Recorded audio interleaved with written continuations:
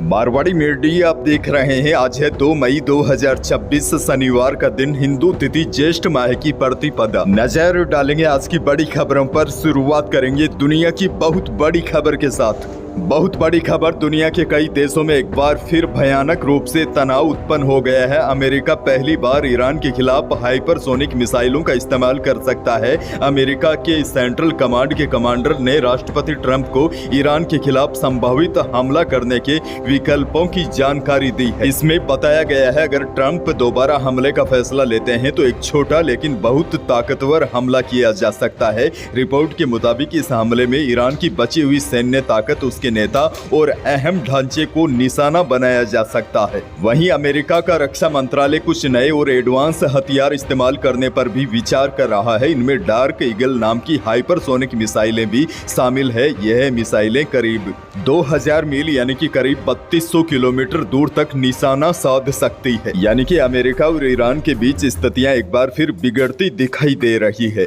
बहरहाल आगे बढ़ जाते हैं। राजस्थान से बड़ी खबर। राजस्थान में कल 1 मई 2026 से जनगणना 2027 के पहले चरण हाउस लिस्टिंग यानी कि मकान की गिनती की शुरुआत हो गई है। मुख्यमंत्री भजनलाल शर्मा ने जयपुर में सबसे पहले अपना स्वगणना प्रपत्र भरकर इस राष्ट्रीय अभियान का शुभारंभ किया है। सीएम ने खुद ऑनलाइन फॉर्म भरकर यह संदेश भी दिया है कि तकनीक के माध्यम से समय की बचत की जा सकती है। और देखिए, इस बार की जनगणना बेहद खास है क्योंकि पहली बार नागरिकों को वेब पोर्टल के जरिए अपनी जानकारी खुद भरने का विकल्प दिया गया है। सभी नागरिक 1 मई से 15 मई के बीच आधिकारिक वेबसाइट पर जाकर अपनी डिटेल खुद भर सकते हैं। अगर आप खुद फॉर्म भरते हैं तो जब सरकारी कर्मचारी आपके घर आएंगे तो आपको लंबी कागजी कार्यवाही नहीं करनी होगी, बस आपको ऐसी आईडी दिखानी होगी।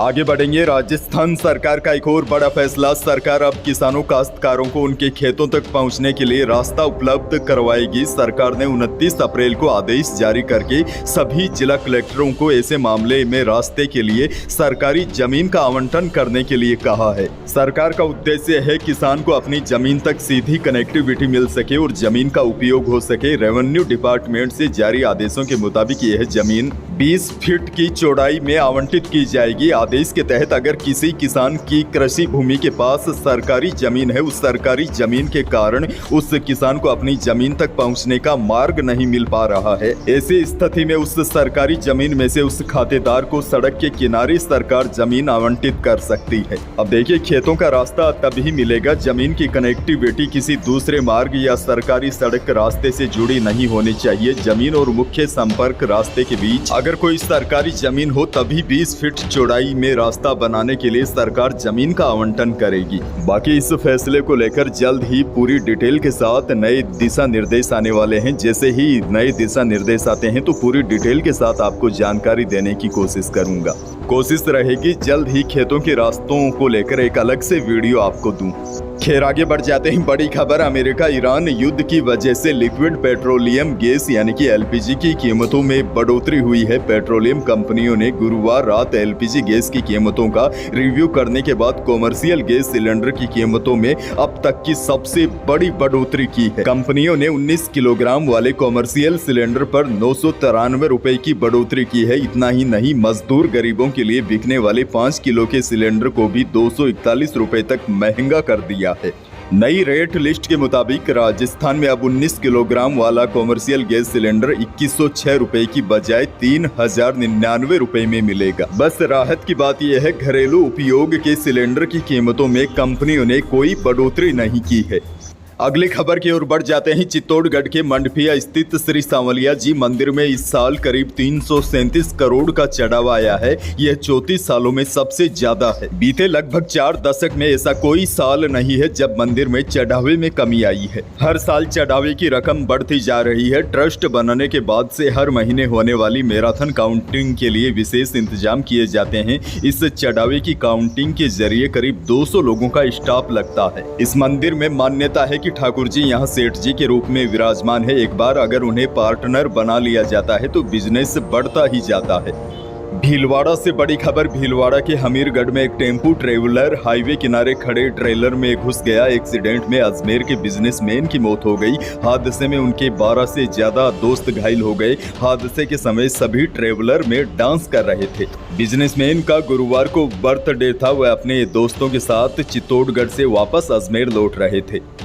एक और बड़ी और काम की खबर। अंतर्राष्ट्रीय यात्रा करने वाले यात्रियों के लिए राहत भरी खबर है। एयर इंडिया एक्सप्रेस ने जयपुर से शारजाह के लिए नई सीधी फ्लाइट सेवा शुरू कर दी है। यह उड़ान सप्ताह में 4 दिन सोमवार, बुधवार, शुक्रवार और रविवार को संचालित होगी। नई सेवा शुरू होने से राजस्थान से खाड़ी देशों की यात्रा पहले से अधिक आसान हो जाएगी। वहीं लंबे समय से इस रूट पर सीधी उड़ान की मांग भी की जा रही थी, जिसे अब पूरा किया गया है। गौरतलब है कि इससे पहले एयर इंडिया एक्सप्रेस की फ्लाइट जयपुर से दुबई के लिए संचालित होती थी, लेकिन ईरान अमेरिका तनाव के बाद यह सेवा बंद हो गई थी। वर्तमान में दुबई से जयपुर के लिए कोई भी सीधी उड़ान उपलब्ध नहीं है। ऐसे में शारजाह फ्लाइट से यात्रियों को बड़ा विकल्प मिला है। आगे बढ़ेंगे। सरकार का एक और बड़ा फैसला। मुख्यमंत्री भजन लाल शर्मा ने कहा कि प्रदेश के युवाओं को जर्मन, जापानी, फ्रेंच, रूसी और कोरियन जैसी विदेशी भाषाओं का प्रशिक्षण दिया जाएगा। इसमें उन्हें देश विदेश में रोजगार के बेहतर अवसर मिल सकेंगे। सीएम ने कहा इस कदम से युवाओं के लिए ग्लोबल कैरियर के दरवाजे खुलेंगे। बिड़ला ऑडिटोरियम में शुक्रवार को आयोजित विदेशी भाषा और संचार कौशल कार्यक्रम में मुख्यमंत्री ने यह कहा। इसके जरिए युवाओं को ग्लोबल अवसरों से जोड़ने की पहल की गई, जिससे रोजगार के नए रास्ते खुलने की उम्मीद है।